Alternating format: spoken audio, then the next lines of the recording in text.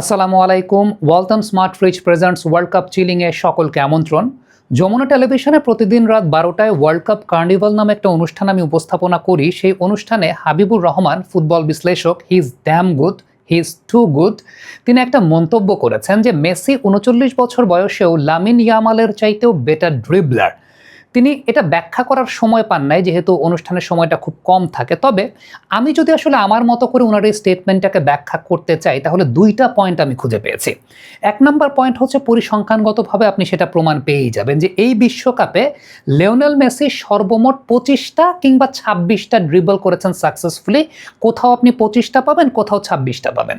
Lamine Yamal 22টা dribble করেছেন। এখন মেসির এই 25টা বা 26টার কনফিউশনটা আসলে এই জায়গা থেকে আসে, ইংল্যান্ডের সঙ্গে সেমিফাইনাল ম্যাচটাতে কোথাও বলা হচ্ছে মেসি 9টা ড্রিবল করেছেন, কোথাও বলা হচ্ছে মেসি 10টা ড্রিবল করেছেন।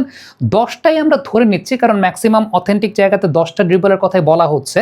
সো 26টা ড্রিবল মেসি এখন পর্যন্ত সাকসেসফুলি করেছেন, লামিন ইয়ামাল 22টা ড্রিবল করেছেন সাকসেসফুলি, এবং 39 বছর বয়সে মেসি 26টা ড্রিবল করেছেন। একটু চিন্তা করে দেখেন। এবারে দুজনের ড্রিবলিং এর মধ্যে আসলে পার্থক্যের জায়গাটা এবং মেসি কেন এখনো বেটার ড্রিবলার, সেই ব্যাপারটা নিয়ে আলোচনা করতে চাই। নাম্বার ওয়ান বিষয়টা, ইয়ামালের ড্রিবলিংটা ডিপেন্ড করে আসলে গতির উপরে, আর লিওনেল মেসির ড্রিবলটা ডিপেন্ড করে আসলে তার বডি ড্রপের উপরে, বডি ফেন্টিং এর উপরে। কিভাবে আমি একটু পার্থক্যটা আপনাদেরকে দেখাই।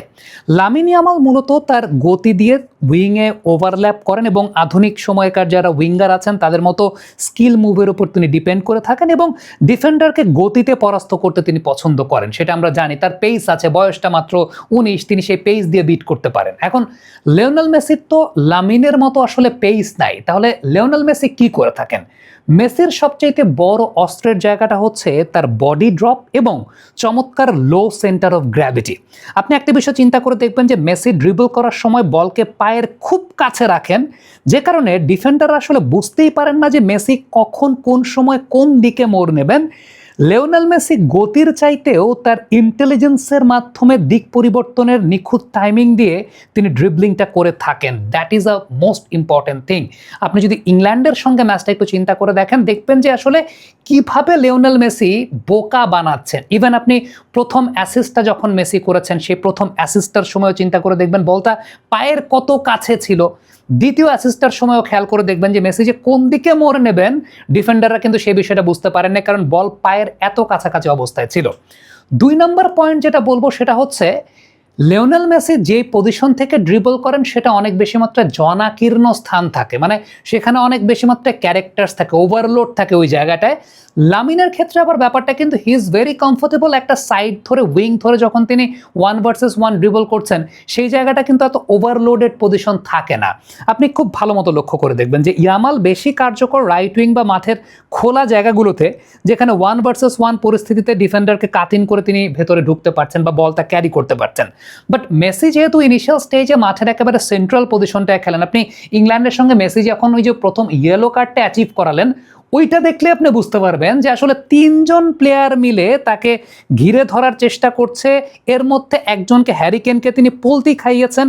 টাইট স্পেসের ভেতর দিয়ে ড্রিবল করে বের হয়ে আসার যে ক্ষমতাটা, সেটা লামিন ইয়ামাল বলেন কিংবা বিশ্বের অন্য যে কোনো আপনি প্লেয়ার বলেন না কেন, লিওনেল মেসির এখনও যে আসলে সেটা বেটার, এটা ইংল্যান্ডের সঙ্গে ম্যাচে প্রমাণিত হয়েছে। এবং ইংল্যান্ডের সঙ্গে ম্যাচে সেই বিষয়টা আমরা ভালো মতো বুঝতে পেরেছি যে Messi still he has it. ওইটা তিনি আসলে দেখান নাই, কারণ প্রয়োজন পড়ে নাই। যখন প্রয়োজন পড়েছে তখন লিওনেল মেসি দেখিয়েছেন যে হি স্টিল হ্যাজ ইট, এবং তিনি এই জায়গাটা আসলে অনন্য, যে এরকম জনাকীর্ণ স্থান থেকে বলটা নিয়ে বেরিয়ে যাওয়াটা ইয়ামাল এখন আসলে শিখছেন। ইয়ামাল স্টিল আ স্টুডেন্ট, এবং তার জন্য আসলে অনেক বেশি কার্যকরী তিনি যখন বেশি ফাঁকা স্পেসটা থাকে। এবার আরেকটা বিষয় হচ্ছে, আমার কাছে এটা ব্যক্তিগতভাবে মনে হয়, এটা বয়সের কারণে হোক, ম্যাচুরিটির ব্যাপার হোক, ড্রিবলিংয়ের উদ্দেশ্যের জায়গাটা, ইয়ামাল অনেক সময় অযাচিত ড্রিবলিংও করতে চান। যেমন দেখা গেল যে মানে বল লুজ করে ফেলছেন, যে আছে না যে এই বয়সে একটা শো অফের জায়গা থাকে, যে ঠিক আছে আমি ড্রিবলিং পারি, আমি ড্রিবলিং করি। লিওনেল মেসির ড্রিবলিং, ওই যেটা আমি বলছিলাম যে আগের ম্যাচগুলোতে প্রয়োজন পড়ে নাই ওই রকম, মেসি ড্রিবলিং করেন নাই। যেদিন ড্রিবলিং করার প্রয়োজন পড়েছে মেসি তখন ড্রিবলিং করেছেন, এবং মেসি যখন ড্রিবলিং করেন তখন সেটা দলের জন্য বড় সুযোগ তৈরি করবেই। ধরেন ডিফেন্স ভাঙা পাস দেওয়া কিংবা নিজে শট নেওয়া, মানে মেসি অনর্থক ড্রিবলিং করবেন না, সেটা হচ্ছে একদম সলিড একটা বিষয়।